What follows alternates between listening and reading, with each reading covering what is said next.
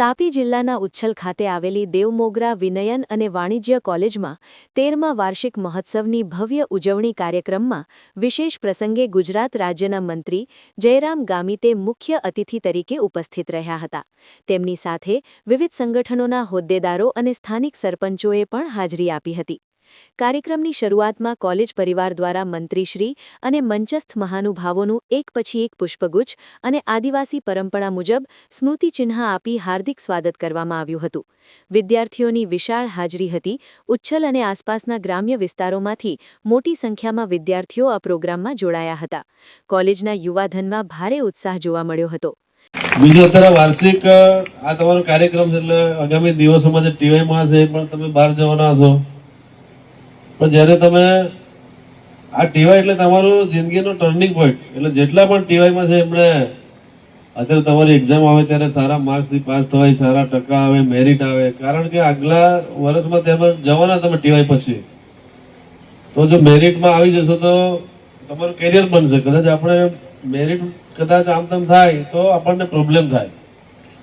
એટલે આ ટીવાયના જેટલા પણ બધા જ લોકોને આ તમારી એન્યુઅલ એક્ઝામ આવે ત્યારે આપણા કોમ્પિટિશનના જમાનામાં આપણે એક્ઝામ વખતે ધ્યાન રાખીને સારું મેરિટ આવે એના માટે બધા લોકોએ પ્રયત્નો કરવા જોઈએ। અને ખાસ કરીને આ ટીવાય પૂરું કરશો પછી ખાલી એમએ બીએડ, આપણે તો મોસ્ટ ઓફલી એમએ અને બીએડની જ વાત કરીએ, પણ ઘણા બધા પ્રોફેશનલ કરશો, એમાં પણ તમે એડમિશન લેવો તો આગામી દિવસોમાં બીજા જે કોર્સ ખરા, કોઈ એમબીએમાં કદાચ જાય, કોઈ એમએસડબલ્યુ, એમઆરએસ, એમએચઆરડી, એવા ઘણા બધા કોર્સો, તો એમાં પણ તમે જાઓ તો જે રીતે અત્યારે આ સમયને ધ્યાનમાં રાખીને આ ઘણા બધા જે પ્રોફેશનલ કોર્સો એનું પણ ખૂબ ડિમાન્ડ છે। અને આ અધ્યાપકોને પણ હું વિનંતી કરીશ કે આ ટીવાયનું રિઝલ્ટ આવે પછી આ લોકોને જે બીજા કોર્સ આપણા એમનામાં પણ માહિતી આપીને મારા હિસાબે એ લોકોને ફોર્મ ભરાવીએ તો જેમને પણ કદાચ ઈચ્છા હોય તો એ લોકો જઈ શકે। બીજું અત્યારે તમે આ સમય એટલે તમે બધા યુવાનો, એટલે અત્યારે આ સમયમાં તમને સાચી વાત કરવાના તો મળશે, પણ અફવાવાળા બી ઘણા બધા મળશે, છે ને, આવું થવાનું તેવું થવાનું, ને આપણે સાચી વાત જલ્દી ઉતારતા નથી, અફવા જલ્દી પ્રસરાઈ જાય,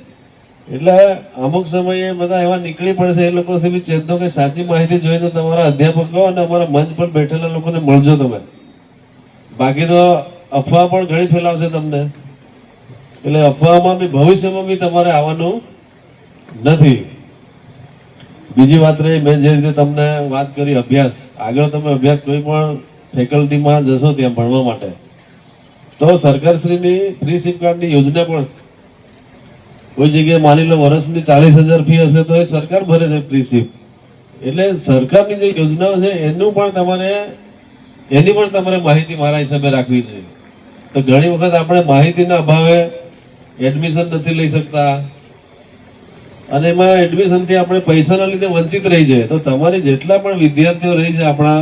ખાસ કરીને પોતાના પ્રાસંગિક ઉદ્બોધનમાં મંત્રી જયરામભાઈ ગામિતે શિક્ષણના મહત્વ પર ભાર મૂકતા જણાવ્યું હતું કે આજના સ્પર્ધાત્મક યુગમાં માત્ર ડિગ્રી પૂરતી નથી, પરંતુ કૌશલ્યવર્ધક શિક્ષણ અનિવાર્ય છે। ઉચ્છલ જેવા વિસ્તારના આદિવાસી વિદ્યાર્થીઓ ઉચ્ચ શિક્ષણ મેળવી દેશના વિકાસમાં સહભાગી બને તે જરૂરી છે। તેમણે વિદ્યાર્થીઓને કારકિર્દી ઘડતર માટે જરૂરી માર્ગદર્શન પૂરું પાડ્યું હતું અને કોલેજની શૈક્ષણિક પ્રવૃત્તિઓને બિરદાવી હતી। Sadiq Pathan, Hind TV news, Uchchhal, Tapi.